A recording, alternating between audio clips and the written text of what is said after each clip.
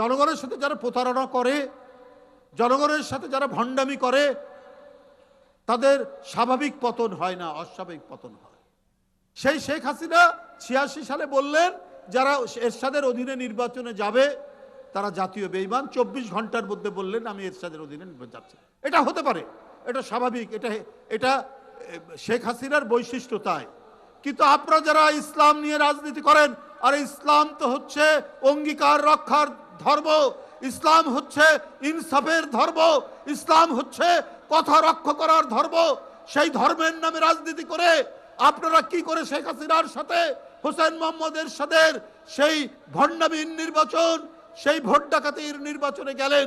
কারণ আপনারাও বলেছিলেন এরশাদের অধীনে যারা নির্বাচন করবে তারা জাতীয় বেঈমান। তাহলে আপনারা যে রাজনীতি করছেন ইসলামের নামে, আপনাদের এই ইসলাম, এটা মদিনার ইসলাম না, এটা রাসূলের ইসলাম না, এটা মওদুদির ইসলাম।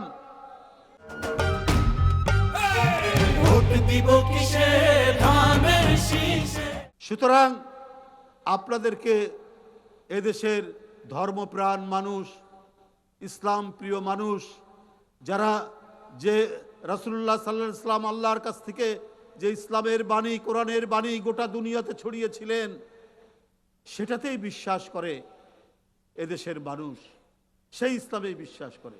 আপনারা বলেন ইসলাম প্রতিষ্ঠিত করবেন, কোথায় করবেন ভাই?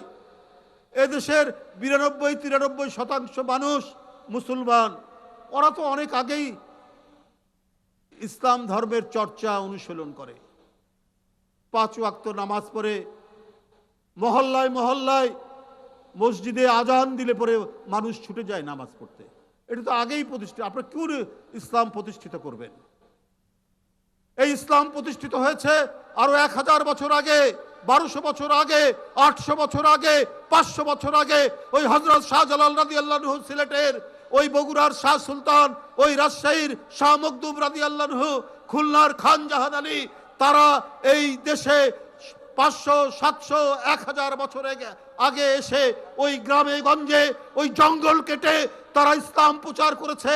আমার আপনার পূর্বপুরুষরা তারা তাদের কাছ থেকে ইসলাম গ্রহণ করেছে, মওদুদের ইসলাম তারা গ্রহণ করার জন্য প্রস্তুতি নয়।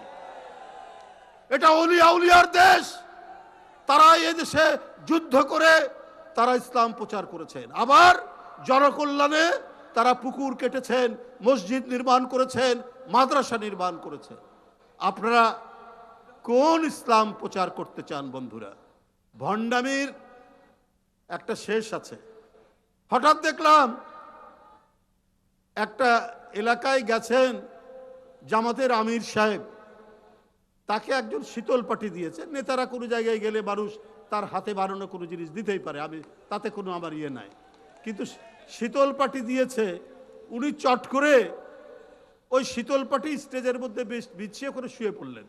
ভাই এই ভণ্ডামি কেন? বন্ধুরা আমার, আমাদের অনেক লোক যান পবিত্র পবিত্র হজব্রত পালন করতে, হজ করার জন্য যান। তখন তিনি নিজের কাফনের কাপড় কেনেন, স্ত্রীর জন্য কেনেন, আবার কিছু কিনে নিয়ে আসেন, বন্ধু বান্ধবদেরকে দেন, গিফট করেন। যে প্রত্যেকে চায় আল্লাহর ঘরের ওখান থেকে কাফনের কাপড় নিয়ে আসলে পরে তার যখন মৃত্যু হবে তখন সেটাতে দাফন হবে। এখন যদি কেউ জামাতের আমির সাহেবকে কাফনের কাপড় দেয়, তিনি কি কবরে গিয়ে এখন ট্রাই করবেন, একটা ইয়ে করবেন যে কাফনের কাপড় পরে তিনি একটু শুয়ে দেখবেন? ভাই এইভাবে প্রকাশ্যে মানুষের কাছে এসব নাটক করলে মানুষ এটা নেয় না।